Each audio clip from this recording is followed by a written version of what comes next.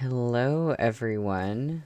My name is Ezra, otherwise known as E-Soup, and today we are starting Volume 3 of Case File, and I am so excited.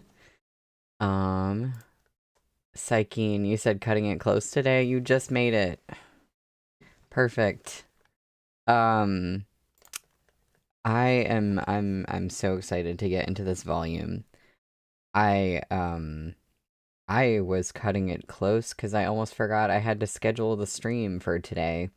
And I also had forgotten about making the thumbnail. So as I was like rushing to make the thumbnail earlier, I was looking at it and I was like, on the cover of this volume, it kind of looks like they're submerged in water. It was easier to tell when you see like the full cover art with like the front and back next to each other. Um, I guess like when I first looked at this, I couldn't tell, but it really looks like they're submerged in water. And like if you look at the full cover art, um, it looks like there's stuff floating behind them, and I have no idea what that's about. Like every cover of the series just has another like confounding thing about it. But the other thing I noticed is that not only does you have this dragon on his sleeve, but I don't think you're going to be able to see it. But there's a very tiny HY Hearts Xie Ching Chung XQC, like very, very tiny under the dragon. And I also just noticed that. It's so cute. Henry, you miss your husband, Xiao Chuya. When will my Arlong come back from the war? It's so funny because they're actually at war. It makes that phrase even more relevant. Well, we have 2 more volumes of this, and then we'll get back to Xiao Chuya. Um, so as I noticed, I see you're ahead of me on that one. That was intentional. Um, as I pointed out last stream, the very first chapter of the book, the very first chapter that we're reading today, is called Feeling Horny. So that's where we're at. Oh, and by the way, I am having a protein shake right now, which is only relevant because my shaker bottle has a jellyfish on it. So that's perfect for the stream. So I'm going to get started on chapter 60, Feeling Horny. Xie Qingcheng left the hospital and returned to his dormitory the next day. He was accompanied by Chenman, who was rather quiet and seemed somewhat off-kilter. As they parted ways on the first floor of Xie Qingcheng's dormitory, Chenman hesitantly called out, "Xie Ge." But when he was met with Xie Qingcheng's sharp gaze, he just ended up mumbling, You should get some rest. If anything comes up, you can come to me any time." Xie Qingcheng found Chenman's behavior extremely peculiar, but he didn't consider the horrifying prospect that Chenman might have a secret crush on him. Instead, he assumed Chenman simply couldn't accept the idea that Xie Qingcheng had had a one-night stand. It was indeed a terrible excuse, but Xie Qingcheng really couldn't think of a more reasonable explanation to mollify his younger friend. Henry, did you say I have a Zhao Yunlan jacket? Thank you. I hadn't even thought of that. I know, the horrifying prospect. Xie Qingcheng was a grown man. There was no way he could admit that he had been fucked by a boy 13 years his junior. He felt like a mute person eating bitter melon, forced to suffer in silence. After a brief pause, Xie Qingcheng said, "You should go. Thank you." He turned to head upstairs. Standing dazedly in the rain beneath his umbrella, Chen Man called out again, "Xie Ge." Xie Qingcheng looked back. Never mind. Take care." What exactly do you want to say?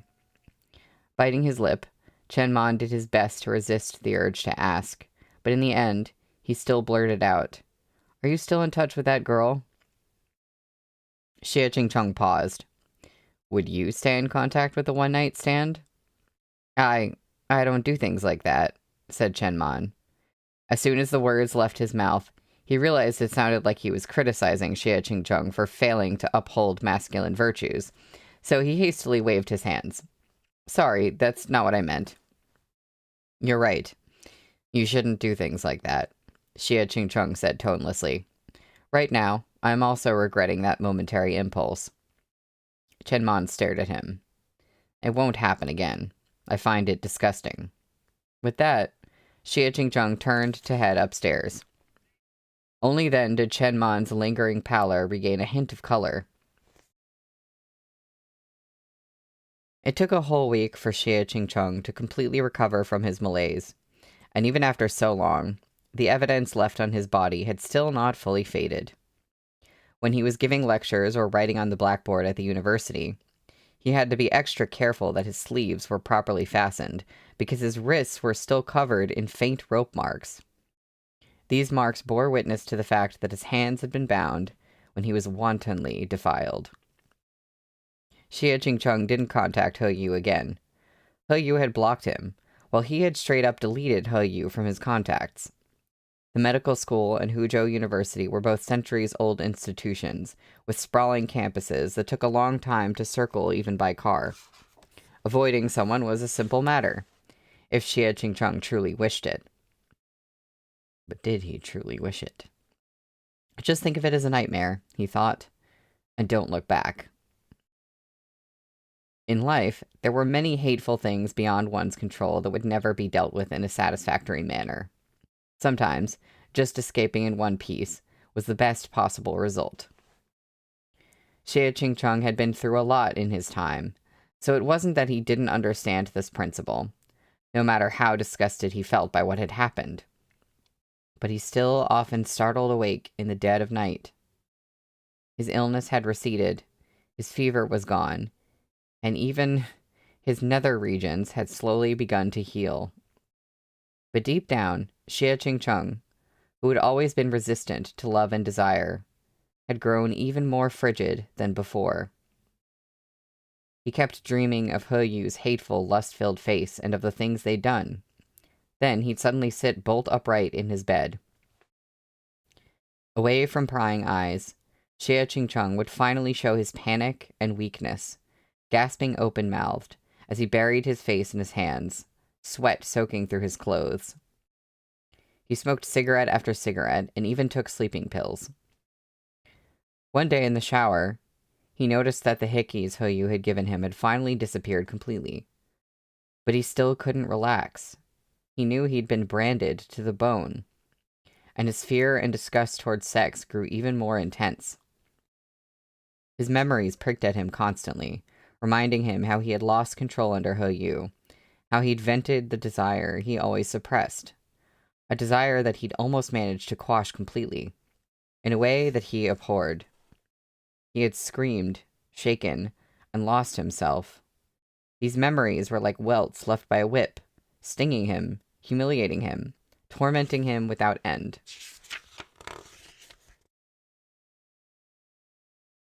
He had no choice but to turn on his computer, click open his jellyfish videos, and try to divert his attention by watching those ancient, serene life forms float through the water. He couldn't keep sinking like this. Damn. A few days later, He Yu returned to the He family residence to the rare sight of all the lights switched on. The moment he walked into the entranceway, he furrowed his brows against the warm glow.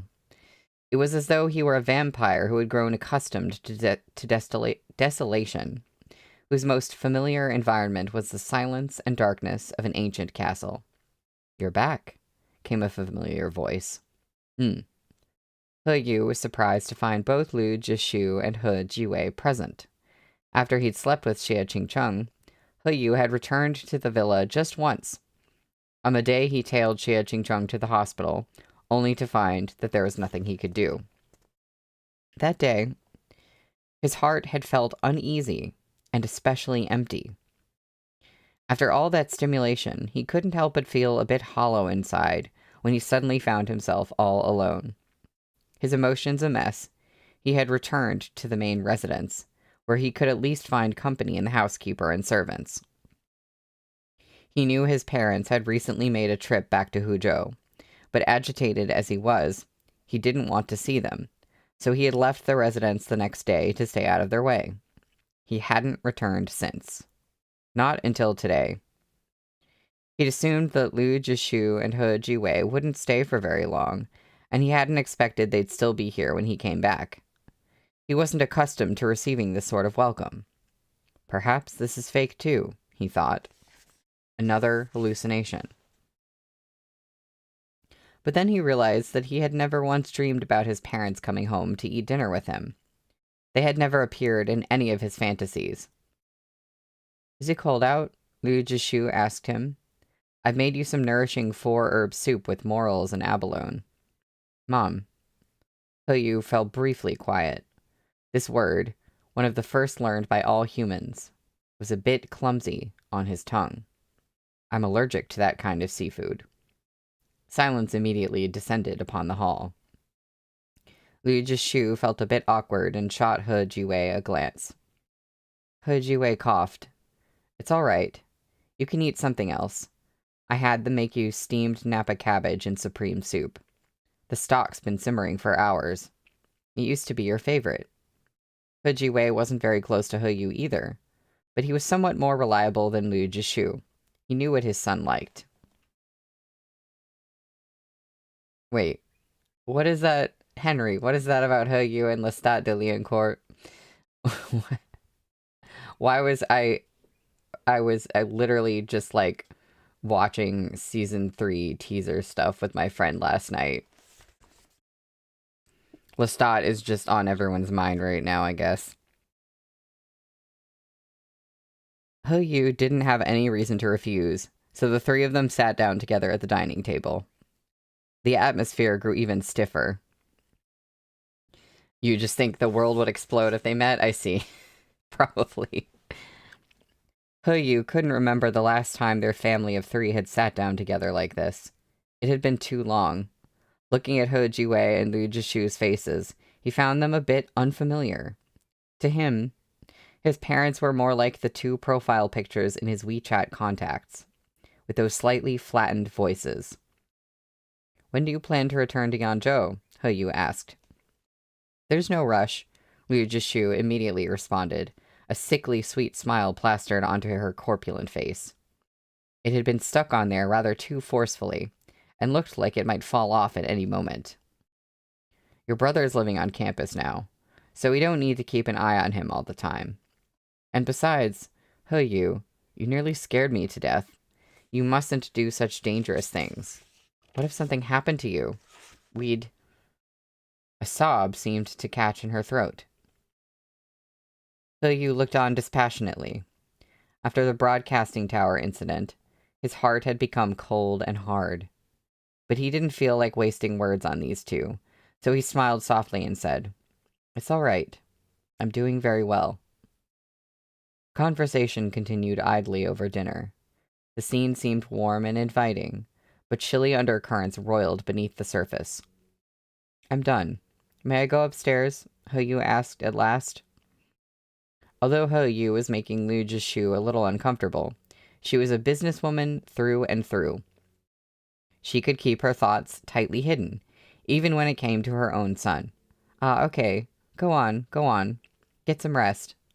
I'll make you chicken soup tomorrow, okay? Whatever you want, He Yu said indifferently, then got up from the table and went upstairs. Liu Jishu watched him disappear into the upstairs corridor with a complicated expression. He Jiwei asked, Why are you suddenly being so good to him? Never mind how he's feeling. I can't get used to it either. What's wrong with me being good to my son? Isn't that the most natural thing in the world? I'm his mother, after all. He Jiwei started to speak, then seemed to think better of it and closed his mouth. He finally got up. I have some company matters to take care of, so I need to make a trip to Qingdao tomorrow. When will you be back? She asked. I'm telling you, I thought about it, and realized that I really have let him down too often. I ought to make it up to him properly now. You too. Don't stay away for too long. Our children are much more important than work. He Jiwei sighed. These words you're saying sure make me nostalgic. Silence fell for a beat before he continued. You used to say that sort of thing all the time when you first got pregnant with him. He Jiwei smiled, his eyes fathomless, yet unexpectedly pained. It's been a long time since I've heard you say anything like that. Lao He. But He Jiwei had already turned and left. He Yu lay on the bed in his room. Now that he no longer needed to feign courtesy in front of Liu Jishu and He Jiwei, the look in his eyes had become rather stormy. He gazed up at the ceiling, and, just as he had done this past week when he was alone and lost in his thoughts, mulled over things from the past. A bell tolled. To He Yu's surprise, the grandfather clock in the old house was sounding again. Each dull, deeply resounding peal knocked against his heart, just like it had every night that he'd spent all alone, just like when he stood there for so long on his 13th birthday, waiting for the companionship of even a single person, only for it to never arrive. When he remembered the evening of that birthday, he couldn't help but think of Xie Shui again.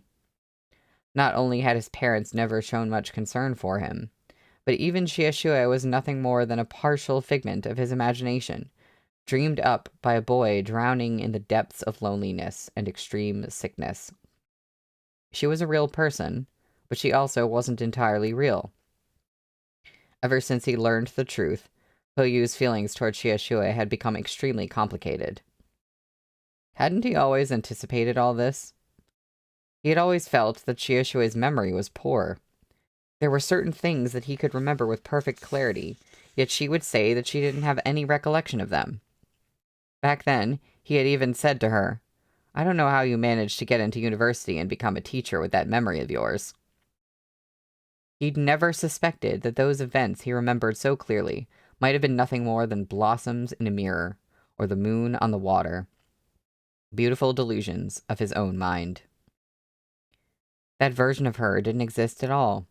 She wasn't completely real. He had known all along that these were acts of self-preservation and self-deception, if only subconsciously. He had once written a story for his screenwriting and directing class about a boy whose spirit returned to the land of the living on the 7th day after his death. The dead boy's soul knocked on his teacher's door and sat down with her to eat some snacks and drink some ginger tea. Yet after the teacher woke up the next morning, not a single cookie on the table was missing, and the warming ginger tea had frozen into ice. The boy hadn't come at all. He had been imaginary, a ghost without a corporeal form. The fact that this story had come to his mind so easily, wasn't it just a projection of the way he had imagined Xie Shui? In the story, the cookies had never been touched. In reality, the birthday cake had never existed. In the story, the ginger tea had frozen into ice. In reality, his heart was so cold it could hardly beat anymore. It wasn't that he hadn't known the truth on some level. Now, as he carefully examined his memories with the hindsight of someone who had just woken up, he could distinguish dreams from reality. In dreams, it was impossible for him to tell if he was dreaming or awake. But once he opened his eyes, he could understand what was real and what was fake.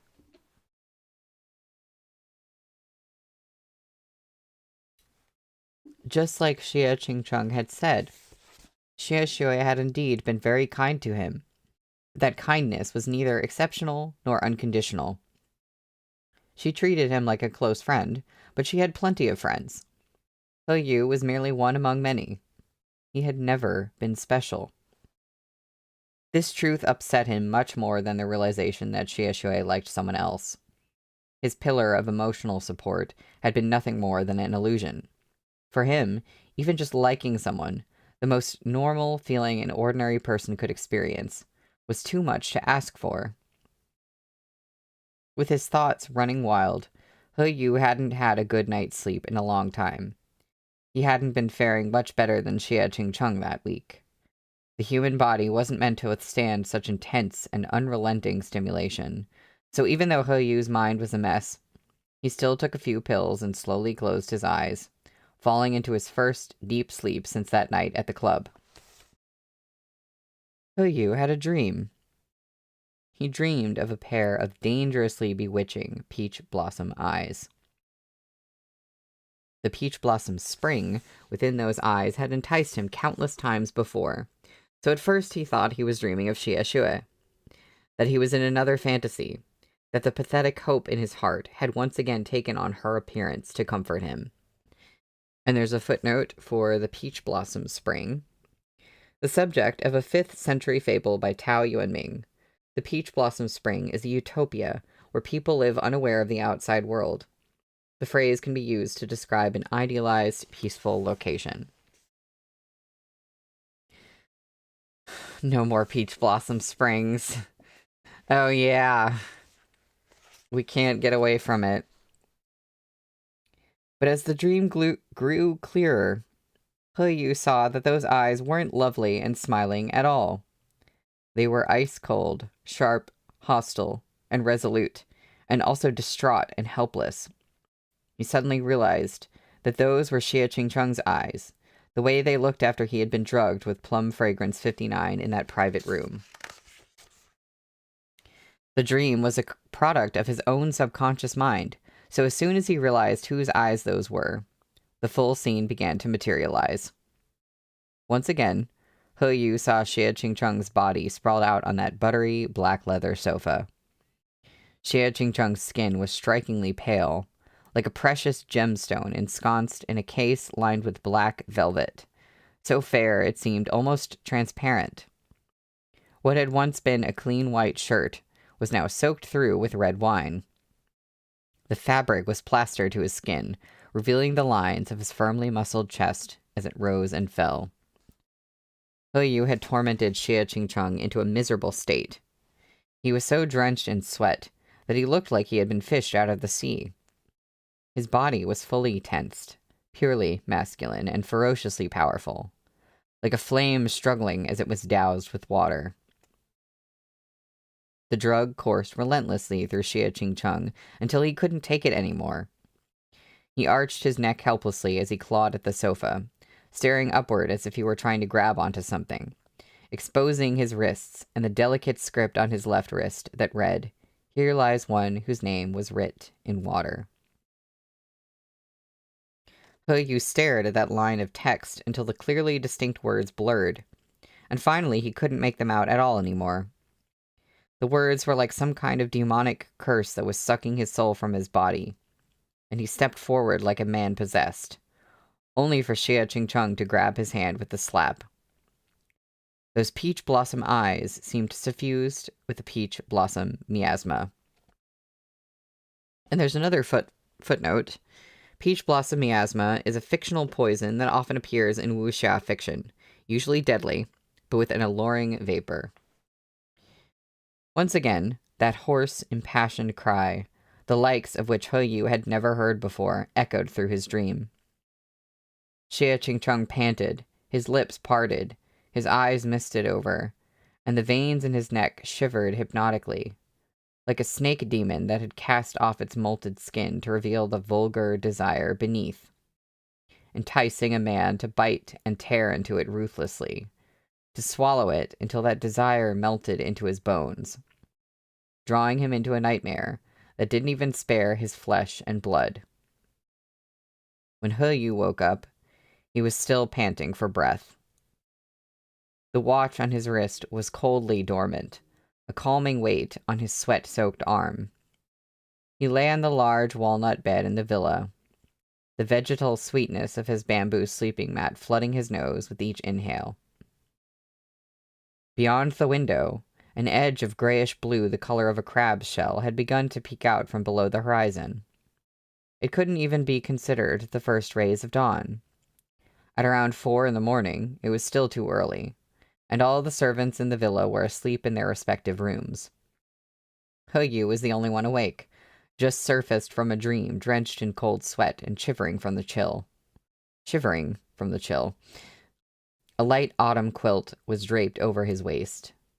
As he stared up at the ceiling, the brass inlay tiles seemed like an array of mirrors. Lying on the bed, he could see himself reflected on their surface. Yu blinked, his throat bobbing. He was like the empty shell of a body that had just been spat out of a nightmare. But an empty shell would not be affected by the stirrings of desire, and he knew that the thin blanket was concealing the searing evidence of his own debt of sin, yet unrelieved.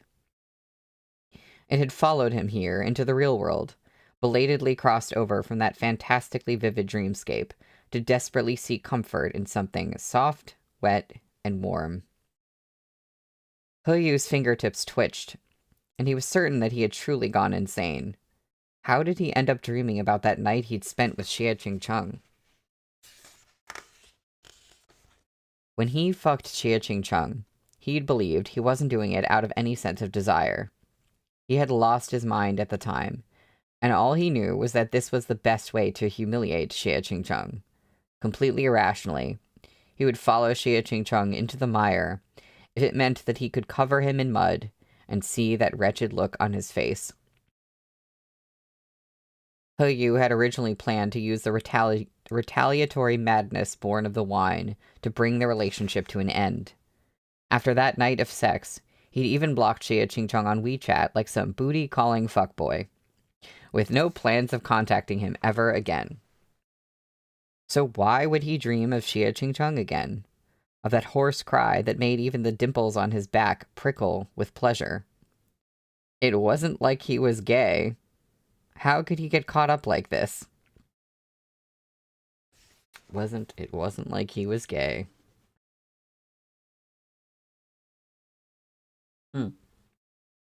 Isn't that an R Hobbit? It wasn't like he was dumb. And now we have, it wasn't like he was gay.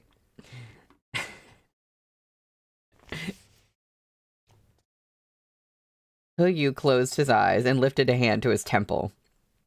The more he tried to evade those memories, the more insistently they rose to the surface, stimulating the desire hidden beneath that thin blanket and teaching him the meaning of primal instinct. He endured it, but his sweat kept beating, and his breathing grew rough. This masculine instinct disgusted him, and he strove to evade it, but still, it pounced upon him. Yu was bloodthirsty, but that night he'd quenched his thirst with another man. Before then, he had never kissed anyone, much less held someone or sank into the depths of pleasure with them while savoring the taste of passion. Male virgins around 20 years old who just had their first taste of sex were the absolute worst. At that age, they weren't just in their peak condition physically, they were also curious and in possession of a great deal of free time. Every hotel near a university could attest to that fact. Yu was unique in many aspects, but he was also just a 19-year-old boy. He couldn't resist the desire that the serpent in the Garden of Eden had enticed humans to swallow. Just one taste, one try, and a boy would inevitably think about it, inevitably crave it. In the end, Yu couldn't handle the stimulation anymore. He threw off his covers and roughly grabbed his phone. There was a soft beep as he unlocked the device, but to his ears, it crashed like a clap of thunder. Yu froze for a long moment. At last, he stiffly moved his fingers and, mind reeling from the intense inner conflict, tapped open a photo album. Saved within were the pictures he had taken of Xie Qingcheng asleep in bed. As Yu stared at the screen, his dreamscape instantly overlapped with reality. The details in the photograph were crystal clear. Even the faint hickeys on Xie Qingcheng's collarbone were visible. Yu immediately recalled the intense heat between the two of them as they entangled so tightly together. The sticky, soft sounds of their lips and tongues seemed to echo in his ears. Yu hadn't looked at these photos since he left the club that day. Now that he'd broken off their relationship, He didn't want to harbor any desire toward Xie Qingcheng. But now, one could only guess the sort of bizarre thoughts that were running through He Yu's mind as he opened that securely encrypted folder. Enclosed within the blackout curtains of his room in the villa, lying on his huge bed, he felt like something heavy had knocked him down without warning, pressing on his chest and making it difficult to breathe. The wet heat of that image, Xie Qingcheng's completely bare body, his disheveled hair scattered across his forehead, the bruising at the corner of his mouth, where He Yu had bitten him when they'd kissed, pinned He Yu down on the sleeping mat, tearing into his masculine instincts. After only a single glance, he immediately closed his eyes and turned off his phone. In an instant, he had become soaked in hot sweat. Had he gone insane? His heart kept pounding harder and harder, ludicrous, as he grew more and more disgusted.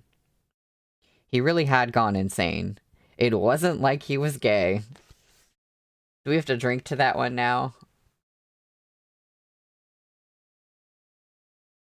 I think we do. That's right, he thought. Between the sleep deprivation and his sickness, he must have gone crazy. Henry, Meat Bun is the only author who could make me like a book with the line, tearing into his masculine instincts. Yeah, that's real. Because it sounds completely ridiculous, but it's also completely in character for He Yu to, like, infuse the narration with that sort of language. Ashen-faced, He Yu tossed his phone aside, got off the bed, and padded barefoot into the bathroom in a haze of heat. The sound of icy water echoed for the better part of an hour before he stepped out of the bathroom. Then, he exited the photo app and lay in bed with his hair still wet. He spent some time scrolling social media, trying to distract himself as quickly as possible. The internet wasn't at all quiet at night. Its pages were filled with the sparkling spirit of the sleepless. Oh, fun little alliteration there. He Yu scrolled for a while, only to realize that at some point, he'd subconsciously searched for Xie Qingcheng. He stared in consternation at the search results. Sometimes, when people are completely relaxed, they act just like this. They unconsciously scribble the name echoing in their head into their notebook, or type it out on the keyboard. He Yu couldn't accept that he had subconsciously typed Xie Qingcheng's name. It was beyond absurd. Coming back to his senses, He Yu was about to exit the app. But it was then that he suddenly noticed a post. Well, that's the end of the chapter. Chapter 61 is called Feeling Moody. So we went from feeling horny to feeling moody. Although I have to say, that last chapter was pretty damn moody already.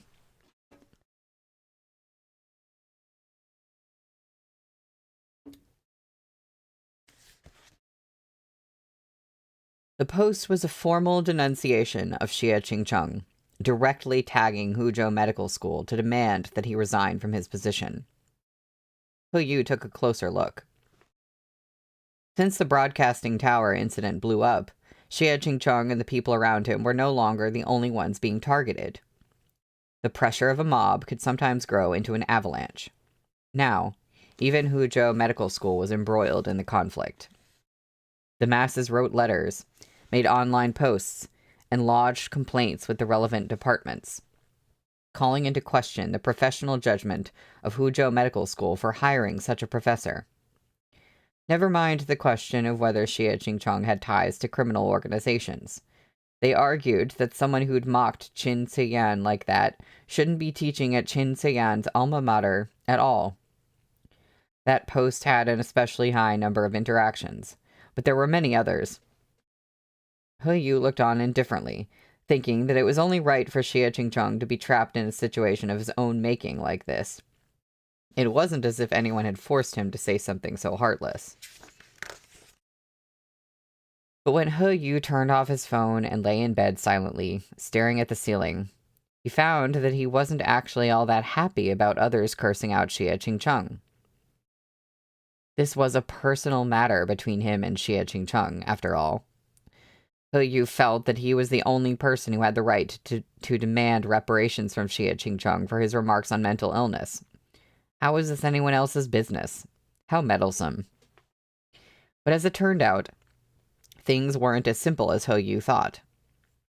In the days that followed, more and more posts like that cropped up, until Huzhou Medical School couldn't avoid the topic any longer. The school's administrators mulled the situation over, and eventually decided to ask Xie Qingcheng himself whether there was something more to the story. Xie Qingcheng gave the exact same response as he'd given to Xie Xue and the others at his old residence. This time around, he didn't even hesitate before saying, "No, I was a little impulsive at the time, and I didn't think things through before speaking. I went a bit overboard. That's it."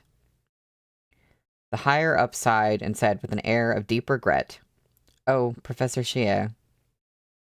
With that, they allowed Xie Qingcheng to leave. Frankly speaking, Xie Qingcheng had made an inappropriate remark, nothing more. While his words were brutal, at the end of the day, he hadn't done anything irredeemably heinous. The mob couldn't even dig up any evidence that he was receiving illegal kickbacks for drug prescriptions or anything. They could only say, "I heard he deliberately recommends expensive medicine to patients," or "I heard he charges his patients a 5-figure red envelope for every surgery he performs." If these rumor mongers had used their brains and eyes just a tad, they would have realized that Xie Qingcheng wasn't a surgeon and didn't perform operations at all. What a pity. To read the word psychiatrist on Xie Qingcheng's resume, they probably would have needed a microscope. But as keyboard warriors who were always magnanimous, honest, and uncorrupted, they were constantly strapped for cash and couldn't invest in something so expensive. It was perfectly understandable that they missed this one unimportant word. Furthermore, the video involved Mr. Qin Xian, the country's foremost scholar, who always spoke with consideration for his patients and put them first in his decisions. Xie Qingcheng had once worked at the same hospital as Qin Xian, and later went on to teach at Huzhou Medical School, where Qin Xian had taught when he was younger. But if you compared the two, Xie Qingcheng looked like a worthless dog. The waves of public opinion rolled in ceaselessly. In the end, even though the school officials knew perfectly well that it was foolish nonsense, they had no choice but to make a statement. As late autumn gave way to winter, Xie Qingcheng received news of Huzhou Medical School's plan of action. He was to be suspended from his duties, pending further review. The dean was a cunning man. He did not specify the length of the suspension, likely because he intended to put Xie Qingcheng back to work as soon as the public furor died down. It's just as well, Xie Qingcheng thought. He was in a terrible place right now, so the extra free time would give him the perfect opportunity to adjust his mental state. It wasn't a dismissal, so there was nothing for him to complain about. Word of Xie Qingcheng's suspension spread like wildfire through the masses. Huzhou Medical School had made this decision to temper the public relations crisis, so the school's official Weibo page announced the news immediately.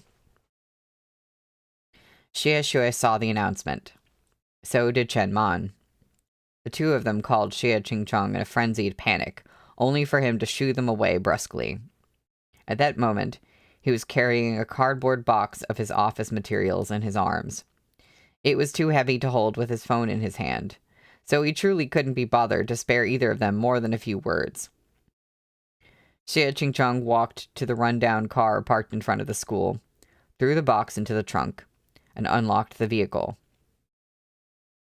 All he wanted to do was drive back to the old house at Moyu Alley to get a good night's sleep. He'd worry about planning out his suspension period once he woke up.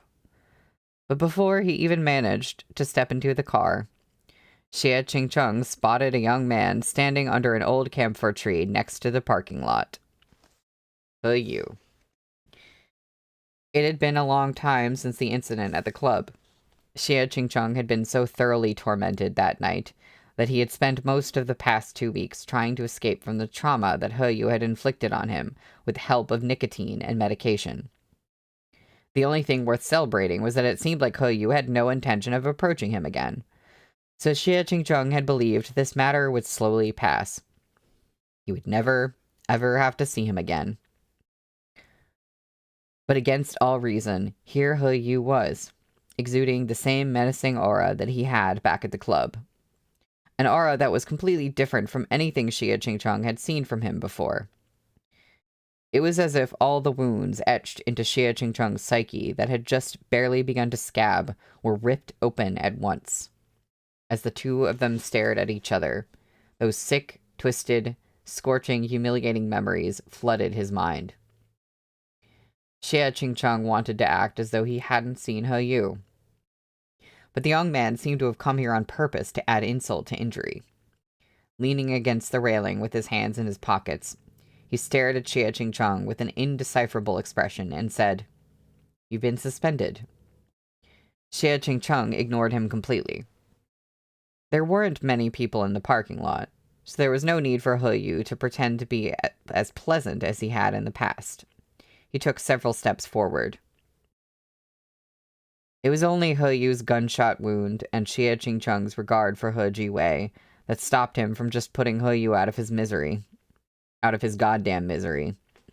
"Step aside," he said grimly. "You're blocking the way out of the parking lot." He didn't listen, just continued to stare at him with those almond eyes. After a while, he said quietly, "Xie Qingcheng, are you so old that you can't even hear me speaking to you?" Xie Qingcheng's reply was vicious. "If you don't get out of my way, I'll get in the car and fucking run you over." He's gaze was relaxed as it lingered mercilessly on Xie Qingcheng's face. He suddenly smiled. "Go ahead. Do you want me to help you fasten your seatbelt?" Xie Qingcheng was speechless. Seeing that He was not planning to step aside, he stopped trying to leave. He slammed the car door shut and stalked over. All the fury and disgrace that had been gnawing away at him day and night for the past 2 weeks surged into his heart at once and blazed into a sea of fire in his eyes. "He, let me fucking tell you. If you're having mental problems, then go find your attending physician. If your illness is too severe, then go to 600 Wanping Road and request a room. Don't strut around here like a beast in human skin." Huyu's smile stiffened slightly. Then he turned to the side and pressed his lips against Xie Qingcheng's ear. "Xie Qingcheng, let me tell you that I don't have an attending physician right now. I did have one in the past, though. I trusted him, and he deceived me." Xie Qingcheng didn't respond, so Huyu continued. "Also, you'd better lower your voice when you speak to me. After all, very few people know that I'm a beast." He turned his face, tilted his head, and dropped his voice, barely exposing his little canines as he spoke. "As things stand, your reputation's been tarnished, while I'm still well regarded. If you criticize me, people will just assume that you're the one at fault. You've already fallen so far, so don't cause more trouble for yourself, okay?" If there had been any bystanders, they would have just thought that these two had a close relationship, that the student was simply telling Professor Xie some secret between men. They wouldn't notice the currents roiling beneath the surface. When he finished speaking, Yu lifted a hand and patted Xie Qingcheng on the face. This was taking it too far. Since that night at the club, Xie Qingcheng had developed a particular aversion for physical contact with Yu. It felt like he'd been struck by 100,000 volts of electricity, sending his fight or flight response into overdrive. His face blanched pale as snow as he flung off Yu's hand. What exactly do you want? What exactly did he want? To tell the truth, Yu didn't know either. His heart felt hot, and so did his body. His bewilderment had nothing to do with what he thought of Xie Qingcheng as a person, or the things he'd read online. The real reason he had dredged up the courage to come find Xie Qingcheng today as if nothing had happened was something else.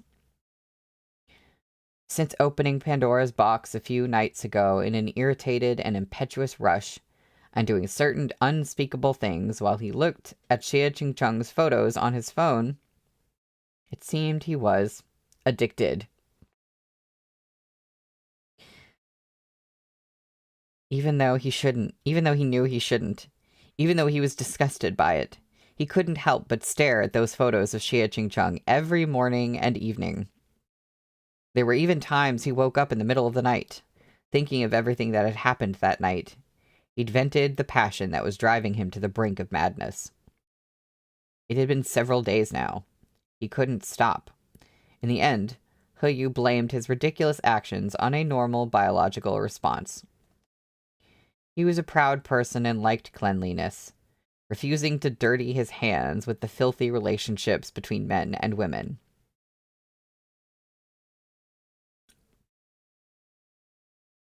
Yes, Mr. On top of what we just learned, on top of that, the fact that he's like, oh yeah, I'm straight.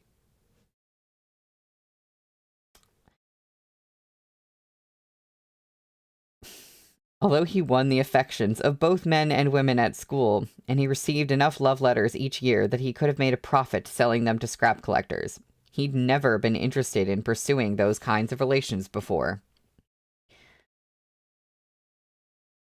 You know, there's another interesting thing there, actually.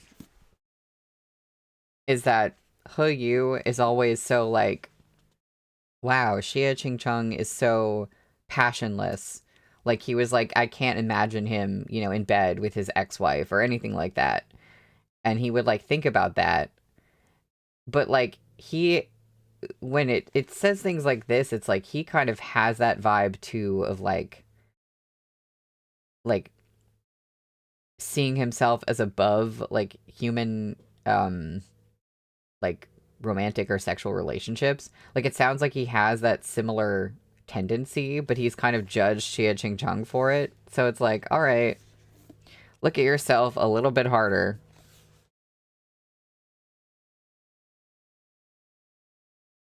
But he was at an age when his hormones were at their most energetic, so it was perfectly normal to wallow in it once he'd had a taste. It was simply too pleasurable. He thought, this is just a male's instinctive desire. Through a strange combination of circumstances, he'd happened to unleash his natural instincts onto Xie Qingcheng. It was only natural for him to associate Xie Qingcheng with this pleasure that threatened to drown him. He still thought homosexuals were disgusting, of course. However, in the face of Xie Qingcheng's acerbic interrogation, it was difficult for He Yu to explain why exactly he'd run over here to kick him while he was down as soon as he heard about the suspension. Was there any need for him to waste his time like this on a passerby he'd already blocked? He Yu had originally come to see Xie Qingcheng because he couldn't keep himself away any longer.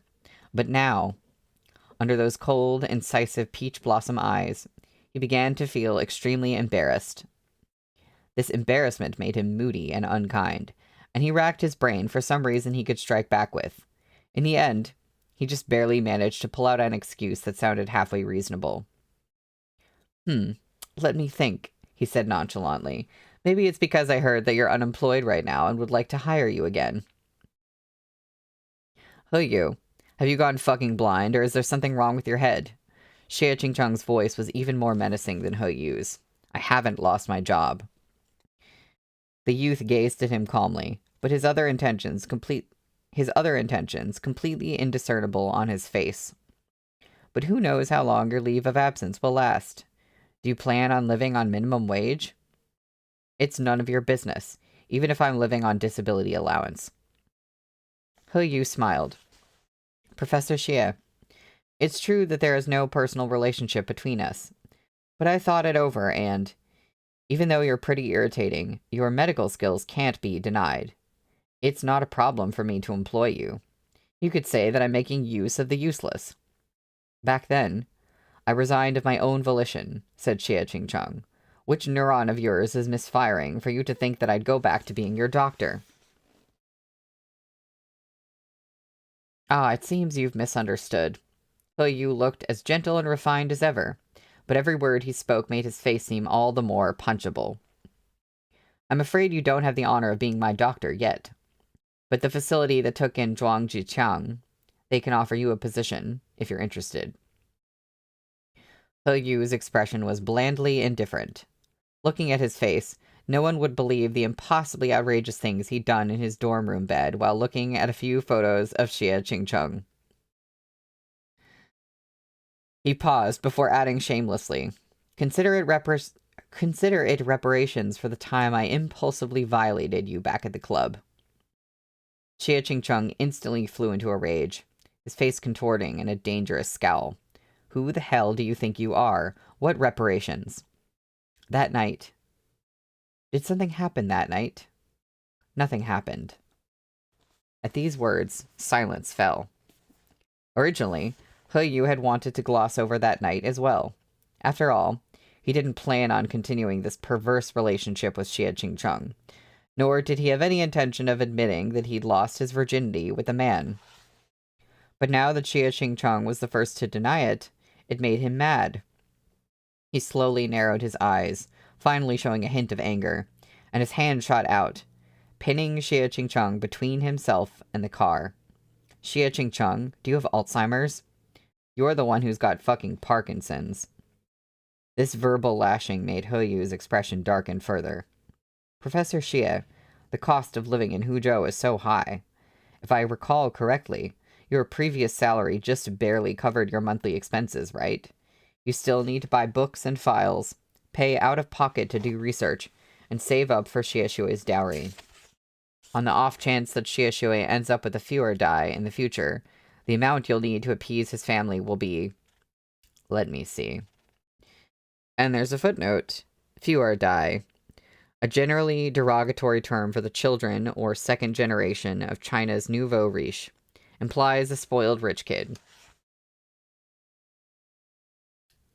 After quietly crunching numbers for a while, Yu raised his calm and yet nearly pitying black eyes to Xie Qingcheng.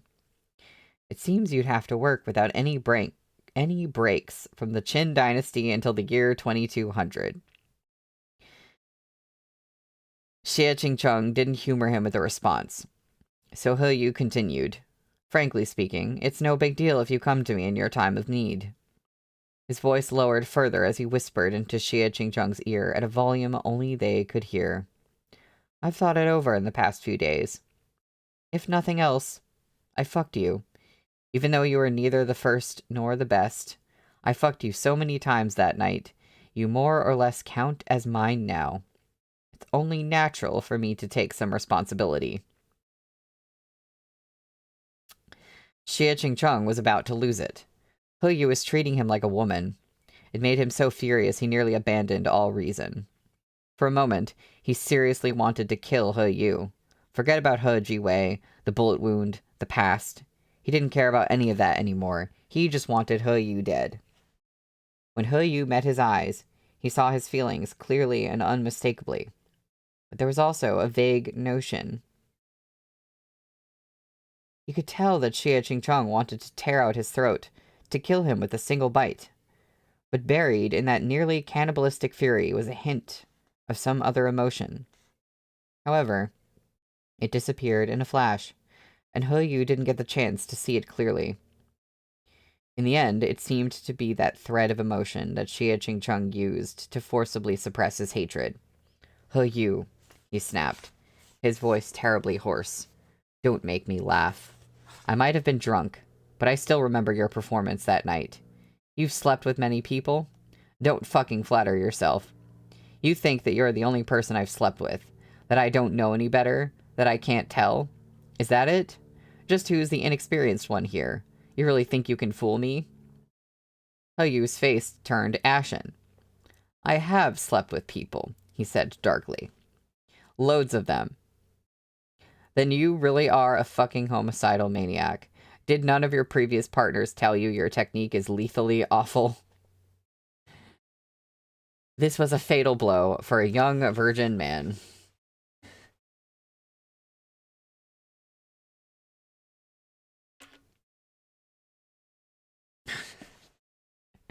Yu knew that his technique couldn't possibly be good. But the worse he was, the more he needed to pretend, and the less he wanted to hear others talk about it. He immediately exploded, grabbing Xie Qingcheng and shoving him against the car. "My technique is bad?" he asked, red-eyed. "I made you come 4 times that night, and you dare to say my technique is bad? Have some fucking self-respect." Enduring the physical discomfort racking his body, Xie Qingcheng patted Yu on the cheek. "You know perfectly well what happened that night. There's no need for me to remind you.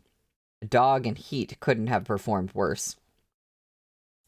Yu looked as though he wanted to break all the bones in Xie Qingcheng's body. "So," he ground out word by word, "that was an oversight that night, huh? Not getting a dog in there for you? That was my failure in hospitality?" Xie Qingcheng gave him a vicious push, unwilling to continue this entanglement. "Get lost." When Yu didn't respond, Xie Qingcheng repeated, "Scram." This time, Yu's fury turned into mocking laughter. Xie Qingcheng looked askance. "Don't be so emotional. You should consider what I said. Right now, there's no one else in all of Huzhou who will take you in." Xie Qingcheng whipped his head around, his expression abnormally icy. "Listen to me. I wouldn't need your compassion even if I were starving to death." "Then what are you going to do?" asked Yu, looking down at the miserable man with unmatched ridicule and resentment. "Curl up in your shitty hovel and eat instant ramen all day?" But just then, a furious voice rang out from behind him, and without warning, something heavy slammed into the back of his head. "Why don't you go and die, Yu? Nutcase." Yu was struck senseless with pain. As it turned out, he had been hit by the weight of a woman's wedge-heeled shoe. With an overcast expression, Yu turned to see Xie Xue storming over. Both he and Xie Qingcheng stared in shock. For a moment, Xie Qingcheng's face turned extremely pale. Yu's complexion wasn't much better either, no matter how much they detested each other in private. They had no plans to air their dirty laundry in public, and especially not with those close to them. Henry, nutcase compendium. Oh, Lord. But as Xie Xue approached and they saw her expression, furious but not quite astonished, they realized that either she must have just arrived on the scene, or perhaps Yu had subconsciously lowered his voice when uttering those disgusting vulgarities, so she hadn't overheard much of his conversation with Xie Qingcheng. However, what little she'd heard was already more than enough to infuriate her. "Shitty hovel? There's no one else in the whole of Huzhou who will take you in?" If she hadn't seen it with her own eyes, she never would have believed that Yu could be so beastly, that he was capable of saying such things. Much less that his interactions with her brother could be so uncouth. She was already heartbroken over Xie Qingcheng's recent suffering, so her Guga apologist instincts were on high alert. Seeing that even Yu had changed his attitude towards Xie Qingcheng, going so far as to figuratively kick him when he was down, she couldn't hold back anymore. She yanked Yu aside and stood in front of Xie Qingcheng with her arms outstretched, sparks practically flying from her eyes. "Don't you dare insult my brother like that." The sight of her all-consuming fury rendered Yu momentarily speechless. Just who exactly did she think she was? Was it because he'd always yielded to her, protected her, and never failed to help her even if he bullied her in secret? Was that why she felt comfortable throwing her weight around with him, blissfully ignorant of the consequences? But what if he stopped caring about her? Dealing with her would be no harder than crushing an ant. How dare she stand in front of him, hit him with things, and argue with him? It was seriously a little ridiculous, Yu thought. But Xie Xue was still Xie Xue. Even if many of their interactions had been nothing more than his own self-comforting delusions, she was still the person who treated him best out of all his peers. The terrible pain in his heart had faded into numbness. But even if he no longer expected anything from her, he would never actually raise a hand against her. He looked at her with an air of near indifference, the corners of his mouth twitching slightly, his derision wrapped in apathy. Can't you recognize someone's good intentions? I'm trying to help him. Helping him, my ass. You're just mocking and ridiculing him. I heard everything. Shiashue was like a lioness with her hackles raised. And we have art. Good defender, Shiashue.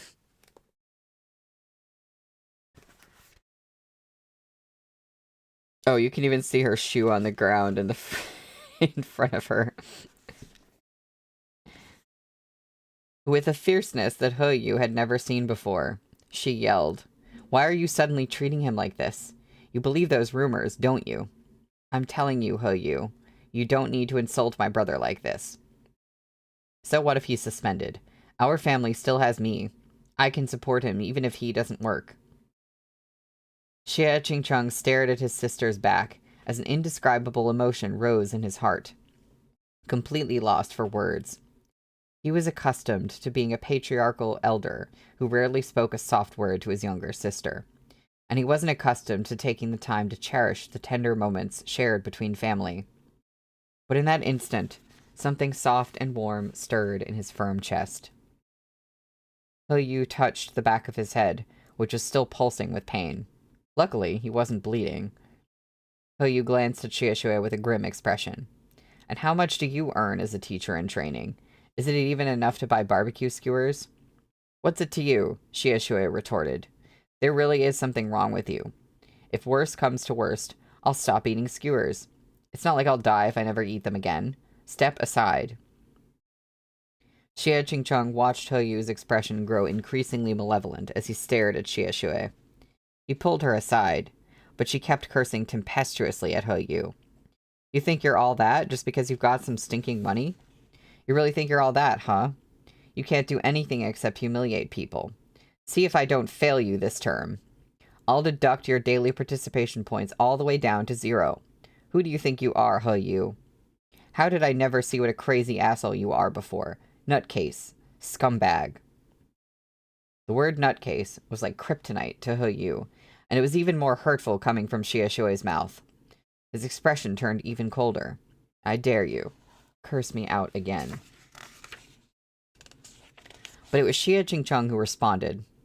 Even if she curses you 100 times, what exactly can you do to her?" He tugged Shiashue behind him and stared Hoyu down. His voice wasn't loud, but his tone was cold and unyielding. "With me here, what can you do to her, Hoyu? Why don't you fucking try me? If I don't kill you today, I'll take your So, hold on.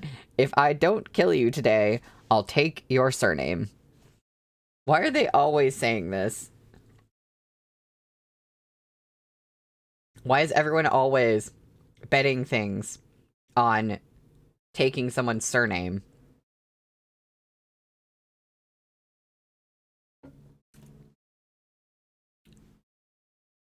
Silence fell. "Remember this. I have no parents, no wife, and no children right now. And I don't give a shit about my reputation either.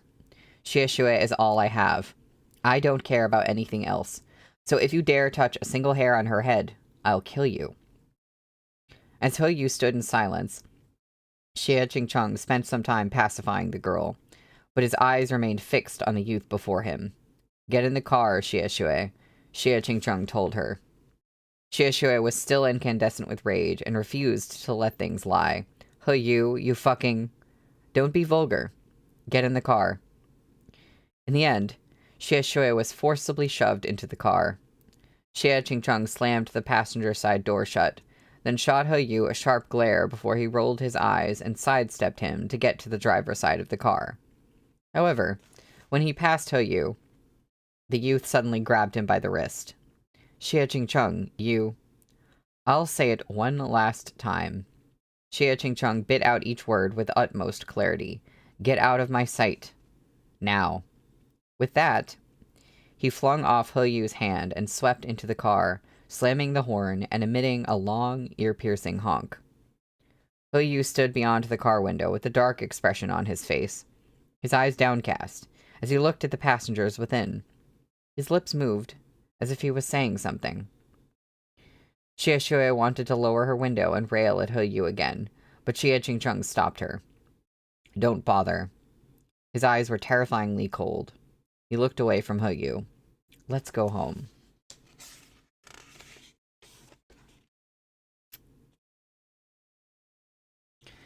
I wonder what He Yu was saying. That's the end of the chapter, by the way. I wonder what He Yu was saying. Yeah. And, I'm gonna take a 10-minute break, and when we come back, we will be on chapter 62, which is called It Feels Great. Now, nothing at this point in the story after what just happened should feel great, so I'm a little concerned. Like, Meat Bun, what do you mean? What do you mean chapter 62, it feels great? I don't like that.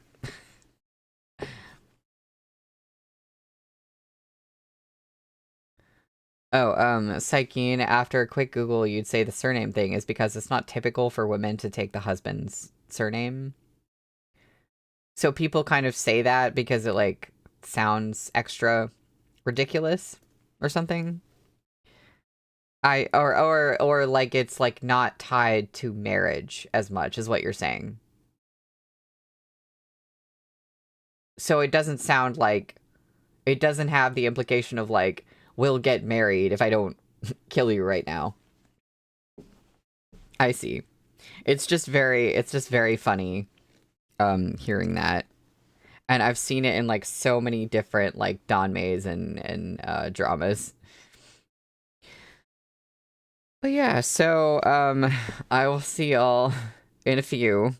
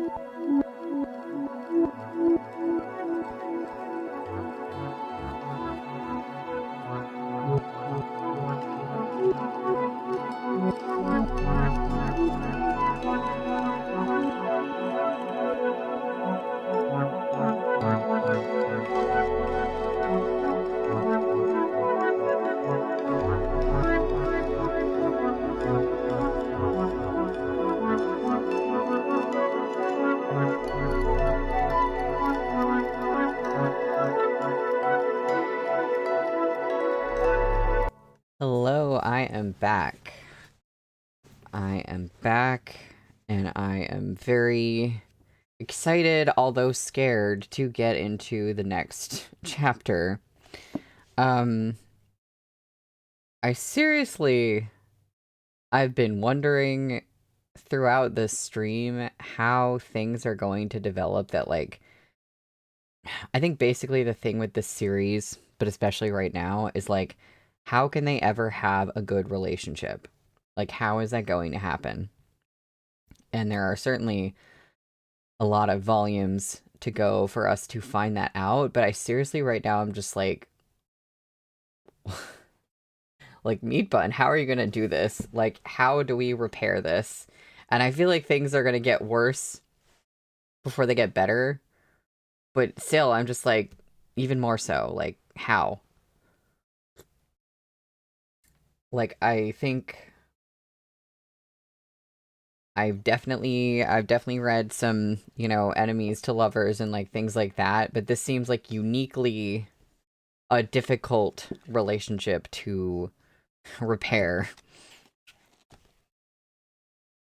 So I guess we're gonna find out if things get worse or better in this chapter. We're on page 45 for chapter 62. It feels great. Yu watched as the siblings, this pair of orphans who only had each other, left. Not only had he had a huge falling out with the brother, but he ended up on bad terms with the sister, too. Yu felt dejected for a long while. He didn't want to admit it, but he had never really been close with other people. Even his relationships with his parents and his little brother were as thin as water. Xie Shui and Xie Qingcheng were the only ones who shared any kind of deeper connection with him. He'd never felt so disoriented before, not even when he was alone in Europe. Back then, whenever Xie Shui was upset with Xie Qingcheng, she would call Yu and complain a little bit about Xie Qingcheng's totalitarianism. The two of them would joke around and talk for a while, and a certain lump in Yu's heart would slowly melt away. When he was bored out of his mind, he would post a WeChat moment that only the Xie siblings could see and pretend that he had a headache and a slight fever. He knew that any time he posted something along those lines, Xie Qingcheng, out of a sense of professionalism, would doubtless respond with, "Take your medicine." I do wonder where in Europe he was. Then, Yu could reply judiciously and with unmatched haughtiness, "I'm fine." And he would feel delight rise in his heart, as if his mental illness had suddenly been cured without any treatment. But now, none of that would work anymore. In his loneliness, Yu got into the habit of searching for and reading all sorts of news about Xie Qingcheng, regardless of whether it was truth or fiction.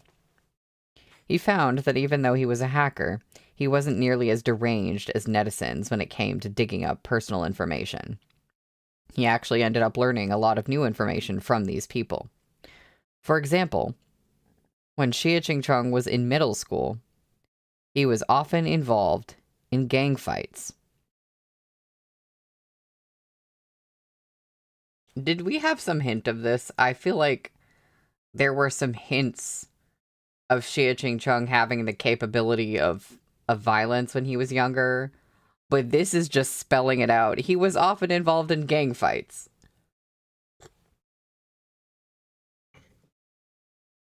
For example, after Xie Qingcheng's parents passed away, he took a leave of absence from school. Instead of going home and taking care of his sister, he went to Yanzhou all by himself. One of his classmates even heard that while he was there, he hung around at a nightclub. But something must have happened around then, because there was no news of him for more than half a year. Of course, he could tell that some of these posts were fake at a glance. Ones that claimed that Xie Qingcheng's parents were dirty cops, and that Xie Qingcheng was actually a criminal mastermind. Meanwhile, the situation grew increasingly outrageous as more and more of the Xie siblings' personal information was leaked. The number of photos of Xie Qingcheng steadily increased as well. Photos of him at Moyu Alley the other day, photos of him walking on the street, photos of him and Xie Shui eating at a street-side food stall. There was even a school photo obtained from one of his classmates. The young Xie Qingcheng in the photo had his head turned to the side and looked very serious. It was evident that he hadn't smiled much even as a child. He Laoban saved these photos one by one, gracefully accepting the kind offerings from those busybody netizens. In return, as a friendly favor, he took their posts down, one by one, and even set up a Trojan horse for the original uploaders. Yu had no interest in dealing with matters of public opinion, but when it came to people who spread photos and personal information of the Xie siblings, he would freeze their computers and crash their phones. The instructions that Edward Yu wrote for the virus were as follows: turn on all devices, hard drives, equipment, and programs that propagate and distribute this type of content until every motherboard burns out. I almost forgot that his hacker name is Edward. He was one of the top 5 internationally ranked hackers. Internationally. Is there even a top 5 ranking of hackers, by the way? I'm just wondering. But yeah, ranked based on what? Internationally. I'm just... He's that much of a super hacker genius. When it came to information on the internet, no one could get away with acting out on his watch. In fact, he would have been ranked first in terms of skill, if not for the fact that he didn't commit crimes or trouble, only hacked for the fun of it. That was why he was just top 5. However, his skills and methods were still indisputably terrifying. He could do whatever he wanted, and nobody was on his level. He'd even managed to suppress the expensive hackers that the shadowy organization had hired during the broadcasting tower incident. Back then, despite the officially licensed software at their fingertips, they were still completely intercepted by Yu with his pirated, incomplete copy. If it hadn't been for the video they used to distract him, they likely would have ended up crying on their knees and calling him Daddy Edward. The digital world was Yu's domain. But this elite hacker couldn't maintain his dignity for too long. It was true that no one could beat him in the field of cybersecurity, but he never could have imagined that the netizens' remarks would be even more morally deficient than his skills. After cleanly cutting off all transmission links, Yu scrolled through Weibo again, only to suddenly see a post that said, "Has anyone noticed that virus recently? We found something weird. It seems like anyone that spreads Xie Qingcheng's personal information gets infected. Is Xie Qingcheng a hacker? That man is way too terrifying. I don't think it's him, but it must be someone close to him. There's definitely someone else in the picture. Weren't hackers responsible for the case with the broadcasting tower? Xie Chung definitely has links to top hackers. You know, if he did have links to top hackers, like before, in any real way, I feel like his video would not have been broadcasted in the first place. But okay. Look at how clean the internet is now. All of his personal information is gone. My god, that Xie Chung is quite resourceful. Maybe it was one of his little paramours. Wasn't there a rumor that he's gay? Hackers are mostly young men, so all of this might be because his little hubby couldn't bear to see him getting dragged.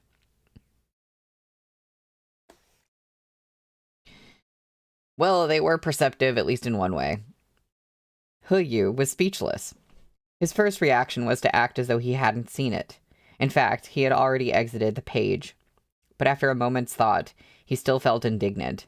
So he opened the thread again and replied under the top-liked little hubby comment. What fucking nonsense. Then he vehemently closed the window. He was not protecting Xie Chung. Xie Chung had deceived him and looked down on him. Not to mention, he just had a fight with Xie Chung and had been cursed out by both Xia's siblings. He had a healthy sense of self-respect, so why in the world would he help Xie Chung? And he wasn't Xie Chung's little hubby either. What a disgusting nickname. Hu Yu's heart squeezed in pain again. He felt like he was being stabbed. To be honest, he had no idea why he had spent so much effort on this. What's more, in recent days, he kept thinking about the night he spent with Xie Chung. He looked down at his left wrist, where there were still faint brownish scars left from his failed tattoo. Xie Chung had a tattoo on his wrist, too. The slender script wrapping around it like a chain or a snake. Back when Xie Chung was clawing helplessly at the bedsheets, Hu Yu had captured his hand. Their wrists had rubbed against each other as their sweaty fingers interlocked, and it was as though the tattoos wanted to bind their hands tightly together so they could never let go. Hu Yu started to feel disgusted again. Shaking his head, he pulled open his drawer and downed a pill, wondering whether there was any establishment he could patronize where he could be brainwashed or hypnotized into deleting this absurd memory. Damn, I'm exhausted. Just then, the door to his dorm room opened. The roommate who'd just returned was a famous playboy from their year, whose goal in life was to die in the tender embrace of a woman's bed. Given his recent dedication to supposedly hooking up with 3 influencers a day, he was clearly nearing the finish line where his goal stood, waving at him with a smile. Shit, that pretty Jie I just met was fucking insatiable. She just couldn't get enough, he boasted.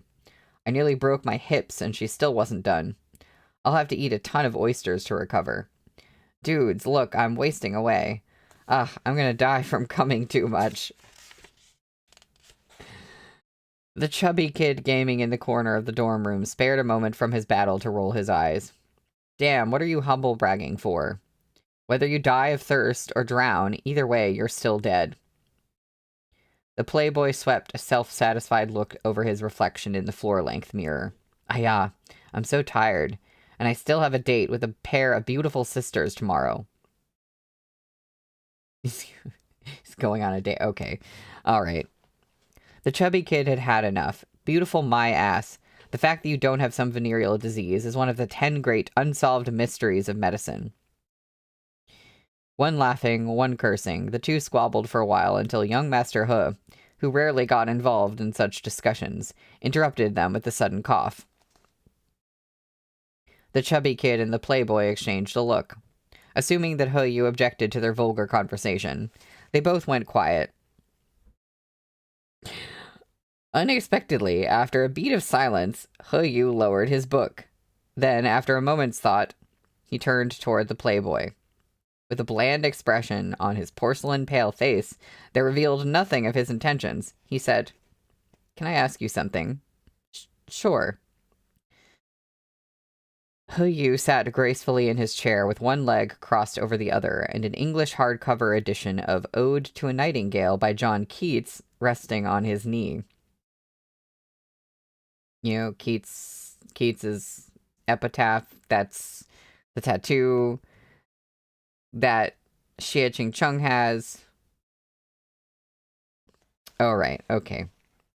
But the question he asked was, have you ever tried sleeping with a man? I gasped a second ago because I just, like, happened to, like, see that line down the page, and I was like, oh no, oh no.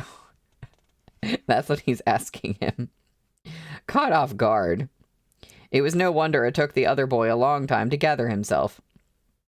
After a long moment of dumbfounded silence, the playboy finally replied, "No, are you joking?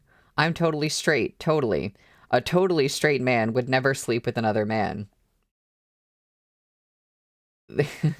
There was a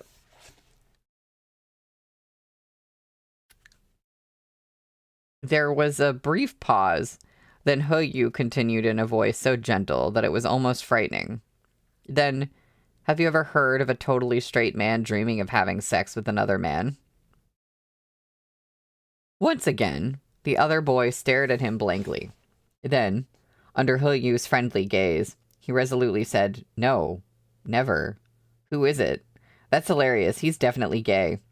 He Yu, I'm telling you, if a straight man tells you that he dreams of men, you gotta remember to steer clear of him. There are way too many dumbasses deep in the closet these days." Hey, what's up with you? What's with that expression? He Yu smiled lightly and lowered his eyes so that no one could see the look in them, which was as grim as the underworld. I'm fine. It's nothing. This guy's words can't be trusted either, he thought. Everyone is different. Besides, he didn't lose his virginity with a man, so of course he wouldn't understand.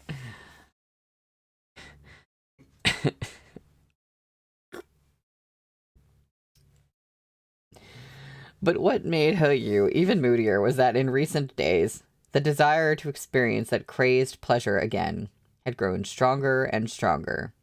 He had begun to dream of that night more and more often. Every time he awoke, he saw the evidence of his extreme excitement. He was beginning to think that he really had gone mad.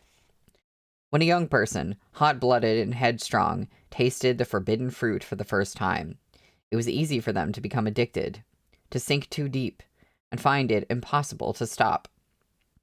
Xie Qingcheng was the first person He Yu had ever slept with, so it was just instinct for him to imprint on Xie Qingcheng's body and regularly reminisce about the events of that night. This was the excuse He Yu used to convince himself every time he woke in the hot, humid morning, lying on his school standard bedding with his blackout curtains drawn. He would bite his lip and think of Xie Qingcheng's firm, slender body, of his dazed expression on that dark and chaotic night. He would remember how they'd been like two animals in heat, as they lost themselves in their messy, sweat-slick coupling.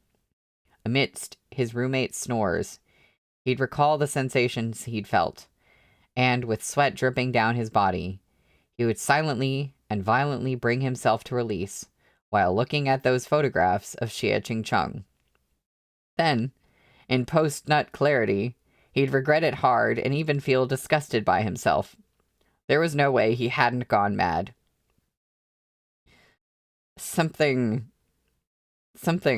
about post-nut clarity being in a Danmei it's just like funny to come across that phrase here. I don't know why.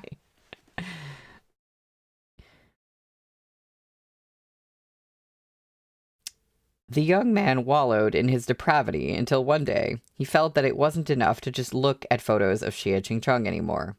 After all, he'd only snapped a single photo of the upper half of Xie Qingcheng's body and a few close-ups of his face. The marks he'd left were vivid, but everything else was left to his memory and imagination. It really wasn't enough to satisfy him in the long run. So he picked up his phone, opened his block list, and, after a brief moment of hesitation, tapped on Xie Qingcheng's profile picture. He wanted to see if Xie Qingcheng had posted any recent updates, and if there were any novelties to be gleaned. In the end, though, all he discovered was that Xie Qingcheng had locked him out of his WeChat moments. All that remained on the screen was a pale blue line, just like the thin line of Xie Qingcheng's pursed lips whenever he was displeased or suppressing his desire.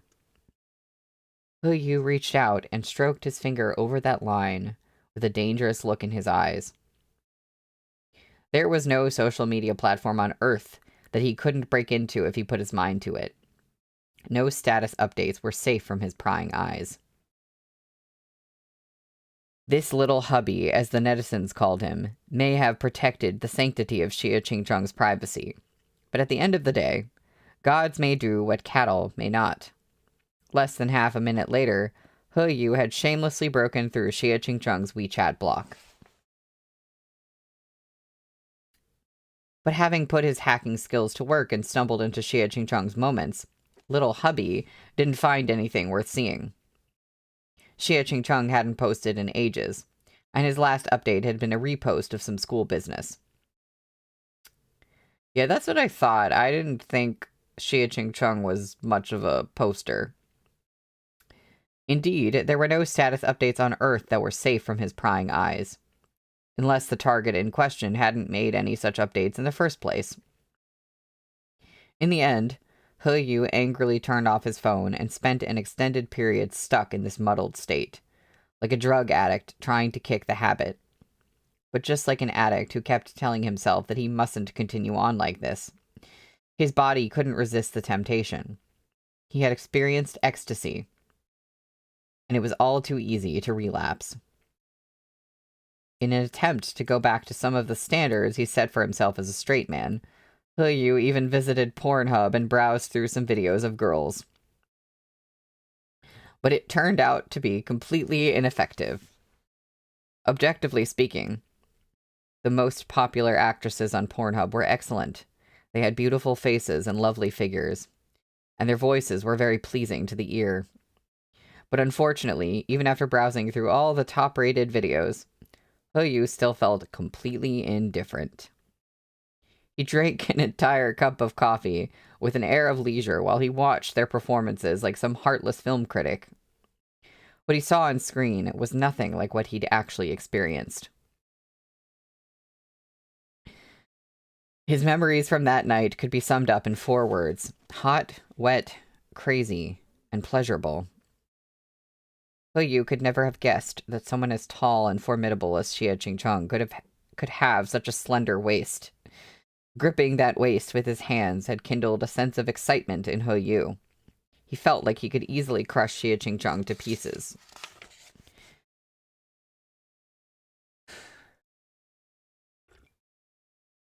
Xie Qingcheng's skin was prone to bruising, too, and the marks on his wrists had lingered long after the ropes were untied. His voice was like spring water in a gully. Despite being so light, it could wear through stone. As hard as Hu Yu's heart was, that low, hoarse male voice had nevertheless chiseled a hole in it, causing heat to stream out in waves.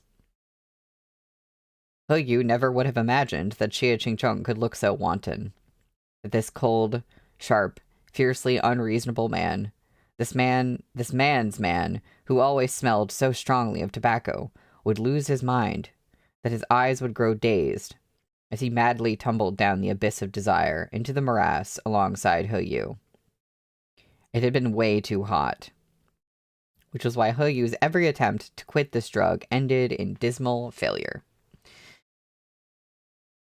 There were several times when Hu Yu got so upset and angry with himself that he would delete the photos of Xie Qingcheng upon recovering his moral sensibilities in the afterglow of his release. But whenever he got horny again, he couldn't help it. He'd just use his hacking skills to recover them. Afterward, he just felt pathetic. The pictures featured little more than Xie Qingcheng's face and half of his body. They didn't even capture his waist. Sure, they were pretty to look at, but were they really that arousing? Despite how he'd felt at the time, all wham bam thank you ma'am. In retrospect, his actions seemed atrociously sentimental.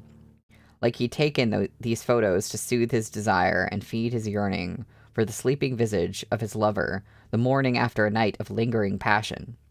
It only made him even more frustrated. It just so happened that Yu was addicted to this frustration, so much so that it even stung his haughty self-esteem.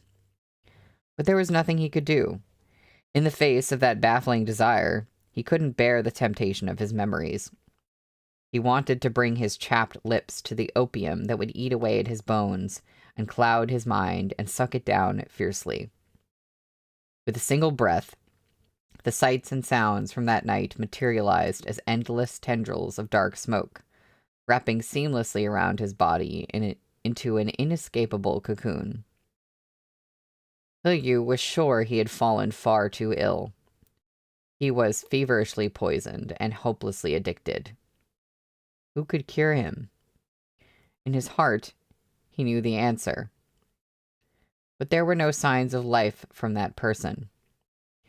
Yu only had the handful of photos he'd taken in the darkness, and the shattered remains of that night's splendor and desire.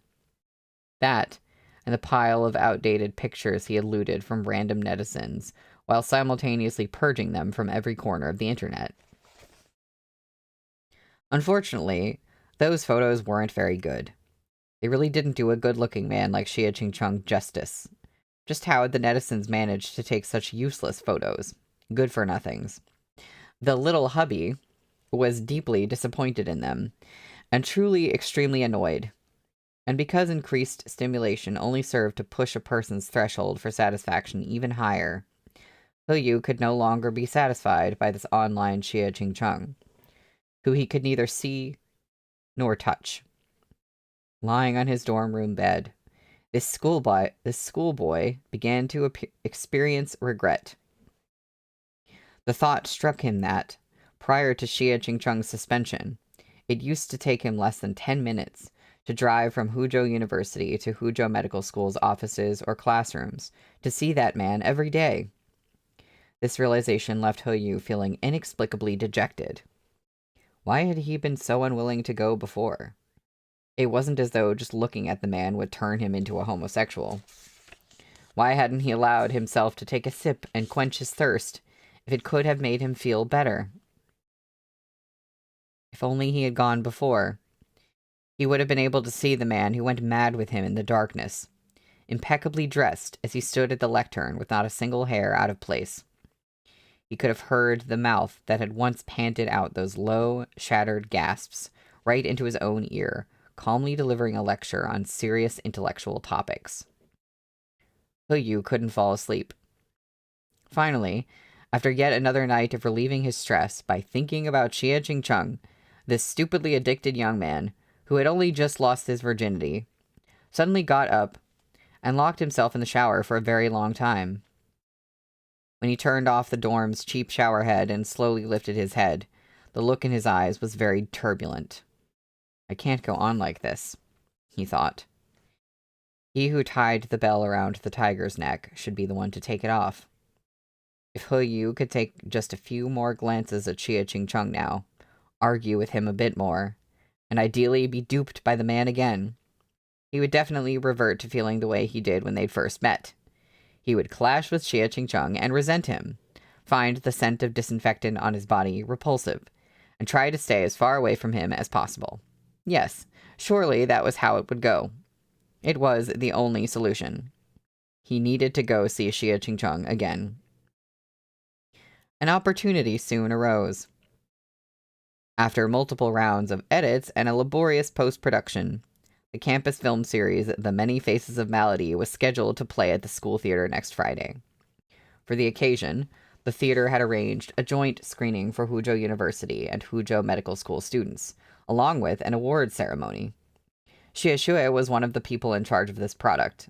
Her attendance was all but guaranteed.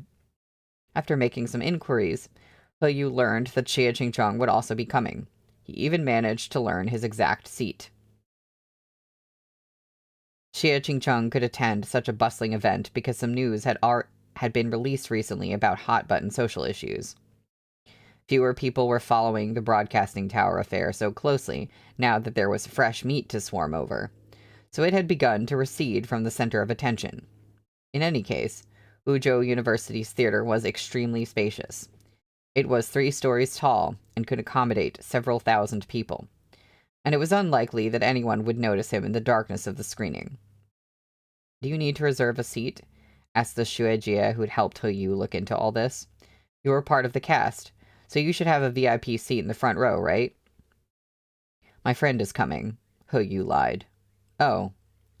Could I trouble you to book seat B2230 for me?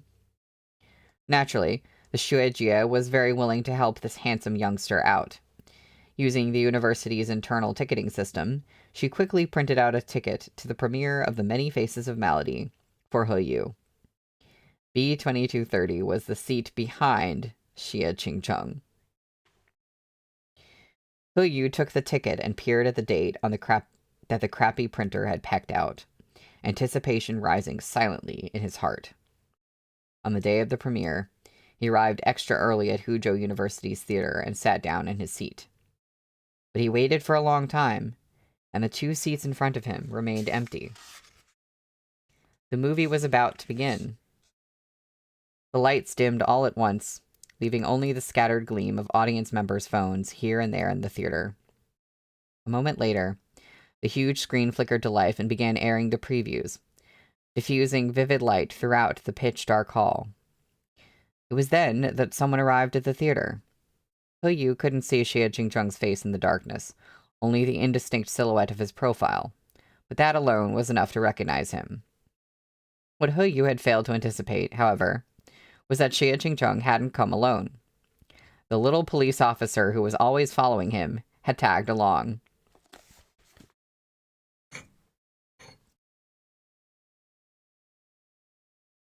That's the end of the chapter, and I believe that is where I'm stopping for today.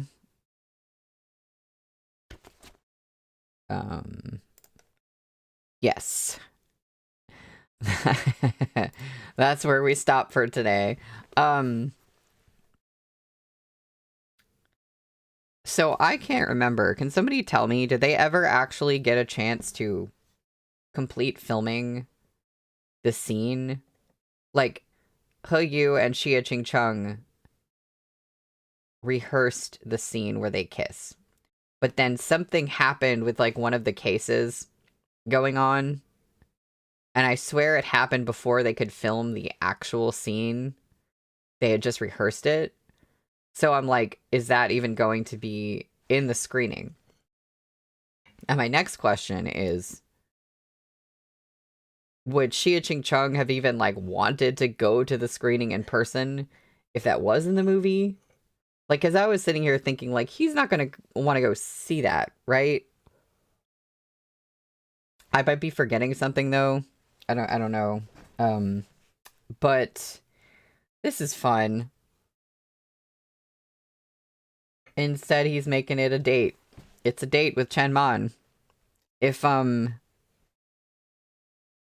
wasn't here for the toxic yaoi, I would just be shipping Xie Qingcheng and Chen Man, because Chen Man is like the man that he should have, probably. I wonder if there's any fanfic of them. But yeah, so that is the end of today's reading, and oh, I almost forgot to tell y'all, I have an appointment on Wednesday, and I don't think I'm gonna make it back home in time to do the stream at 3 o'clock my time. And if I'm home much later than that, then that's just gonna make it, like, way too late in the day for not all of you, but at least some of you, in your time zone, it'll be way too late for me to start a stream then. So what I'm thinking of doing is, if I can on Saturday, I'm going to stream the next stream on Saturday. I'll keep you all posted, because I'm not 100% sure how that's gonna work. But so, unfortunately, I'm sorry to say, but I think the next stream needs to be on Saturday. Unless if I can make it earlier than that, I will try, but I don't know if I can make it work with, like, work and everything. So I'll just, like, keep all of you posted. It'll be on On YouTube, I'll make a post, and on Discord, I'll put something in the announcements about when it's actually going to be.